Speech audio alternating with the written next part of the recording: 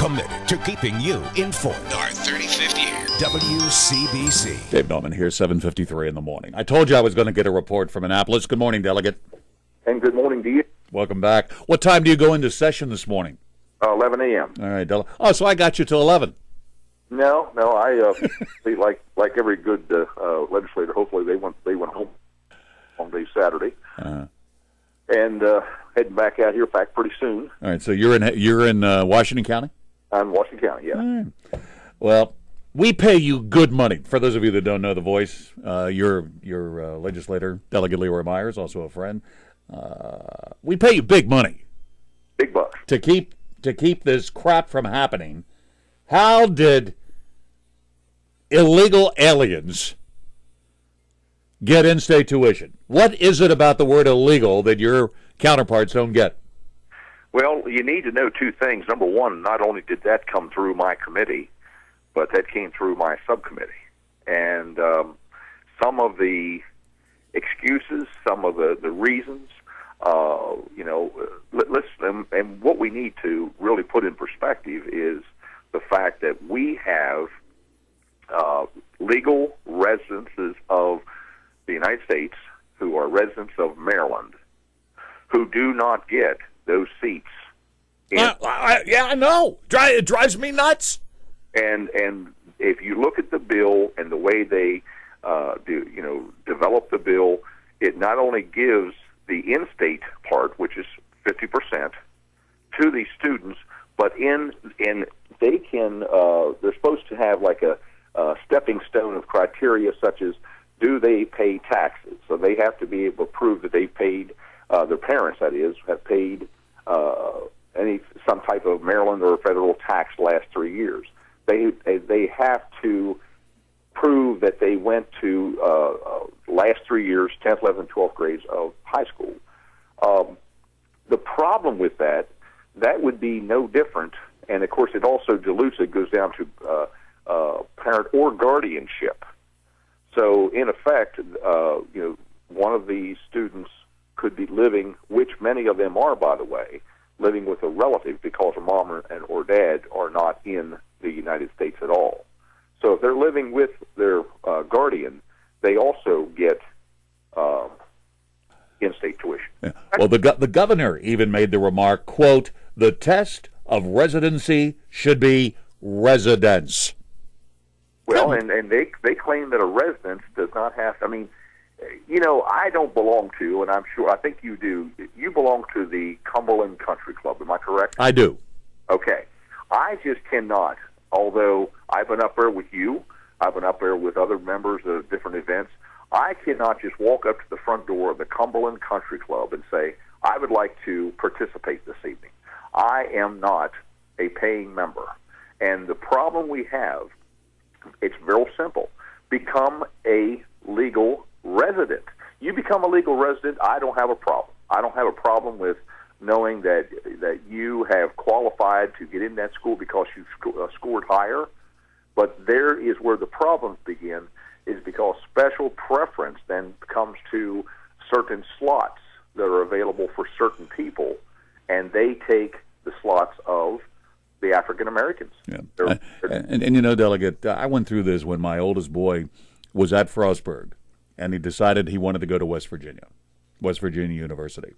And I was hoping that he could achieve West Virginia residency. So he was in an apartment. He had been living there for a while. I think he even had a job in West Virginia. And yet they would not give him in-state tuition. I paid out-of-state tuition. So why is it that my state keeps giving the ranch away? Well, and the only thing I can say is that, other than I don't know, I can't figure this all out, except for when it comes to the vote. The next step, if they're in-state, and we claim that they're in-state legal by giving them a seat, then they'll find ways to allow the illegals to vote in our elections. I get it, but that cannot be in the best interests of the state. So don't you, in your committee and your subcommittee, don't you at some point Give me an idea of what it's like. Don't you at some point look at some of these contemporaries of yours and say something like, Bill, what is it about illegal you don't get? Well, you figure, now let's look at the vote. The votes, there was only 74 votes in favor. 71 is needed to pass a bill. We worked off the Senate bill, and I don't want to confuse the the listeners with what we do. But this bill, it was brought over from the Senate Bill 167, and we worked off that bill, and they made sure we passed that bill, because if we pass that bill as it was amended in the Senate, and the House passes that bill without any additions or subtractions, then that is the bill that goes to the governor, and that's what happened. In the ending hours, they did not have the votes until they made some compromises. Now, what's happened? They have amended that bill, mostly from some of the residences of, the delegates from Montgomery County, and now it will have to go back to the Senate for it to be heard again, or I should say voted on again. Yeah, but that's a slam dunk.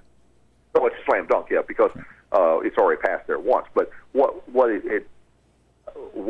the amendment did was made for more accountability, which was really no accountability. Mm-hmm. And I think it just gave some of the delegates that were having problem with it just some warm and fuzzies to give them an excuse to see what I did. That's why I voted for it. Yeah, but don't any of your contemporaries feel at some point foolish when someone like you says something along the lines of, I don't get it. Illegal's illegal.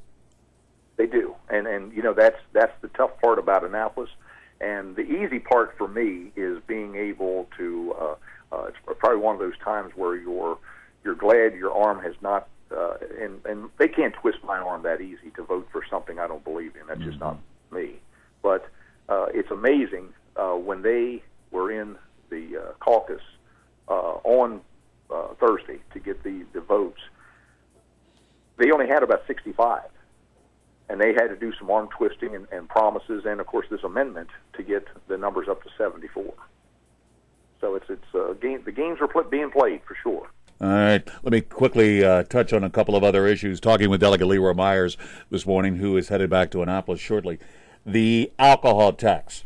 It's going to go up, right? This is already a done deal? Well, it passed on Saturday. Yeah. And is the majority, if not all of the money, still going to Howard, Montgomery, Anne Arundel, Prince George's, and Baltimore County? Once again, Western Maryland will be left out. That's correct. So, in other words, all of our folks up here in Western Maryland that run bars are going to have to pass on the tax, but none of the money's staying here. Some, but much smaller amount. Yes, much smaller amount. And then once again, they tried to make this look good because the first so many dollars go into mental health. Yeah, big deal. It's a little bit like the flush tax for me. Well, once again, if you look at it, what the House brought, the Senate brought over was a graduated 7, 8, 9% sales tax increase, but the House wasn't my committee, but it did come through my main committee. They went right straight to 9. Mm-hmm. So we'll have to go over to the Senate now.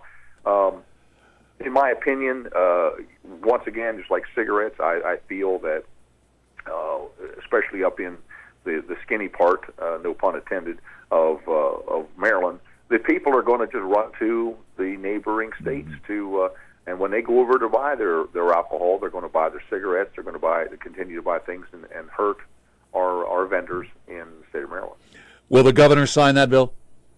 I believe so. I believe right now with the way things are financially and some of the, if you notice in the way that things were done, and of course, there again, I'm not in favor of fee increases and increases that, but kind of the ways that this governor, I should say, the Assembly this time did the budget.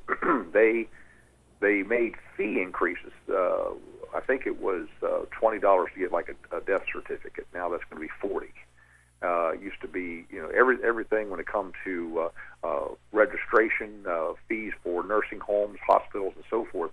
All those fees double. It's kind of a sneaky way of coming in the back door and increasing revenues without saying, I did not increase taxes. Now, the problem I think the governor is going to have, and the only possibility that he may not, is that we do have a special session coming up in September to deal with, which happens every 10 years, to deal with the legislative district line. Mm-hmm.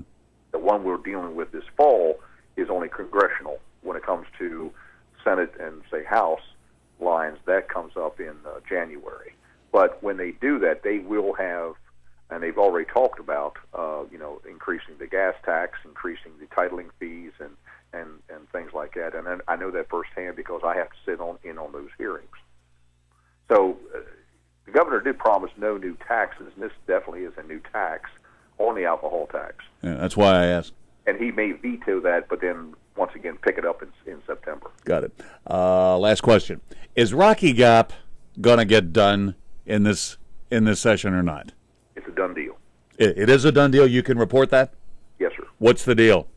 Well, the deal is that Senate Bill 512.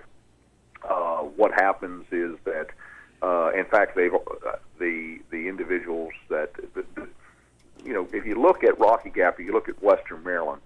Western Maryland is not someplace that you wake up on a snowy, wintry day and say, "Gee, I think I'm going to go to Cumberland and play slots." So therefore, the times of the year that you'd want to come to Western Maryland, it's not going to attract the number that you would have, for instance, say in Baltimore, in Anne Arundel. So being that it is in a rural area, the percentage of profits are not there. So it's going to have a better package than what is offered, that has been offered to the two sites that are open now. But Rocky Gap will offer for the first 10 years to someone who bids, instead of a 67% tax, it'll be a 50-50 split, which is a really good deal, as has been reported to us, the people that have been interested in buying. They will waive the fee for the license fee for the first 500 machines, which is equal to $3 million. That's a big deal. And it goes on to some other smaller details that were in last year's, where they can still put the slots into the lodge for a period of time. However, several of the individuals that are interested in do not want to interfere with the convention business that already has been built up. That obviously they don't want to drive away. So what's happened is it's passed second reader. We will vote on that first thing this morning. It'll go back over to the Senate with absolutely no problem. Both sides have worked on it, and it'll be ready for the governor to sign. All right. Do we have a bidder in somebody's back pocket already? Do you know? I don't say a back pocket. There's been, to the delegation, there's been any number of companies, one very aggressively, which is going to bring, and this is what attracted me, there again, not being a person in favor of slots, but the company out of Irving, Texas, in the Dallas area, they came in and spoke with the delegation just to let us know what else they're going to do, and they have a wonderful package that's available for economic development for Allegheny County, which really, as a business person, as a contractor, really excited me. And if my memory is right, given the referendum decision, the referendum vote last time, you would now, even though you're opposed to it fundamentally, you will vote for that bill? I will. Okay. Delegate Myers almost from Annapolis. He's headed back now. Keep us posted today if anything happens. I will. You're the first man I call. I got your cell phone. Thank you, Delegate. Yes, sir. Good one. Yes, sir. Bye-bye.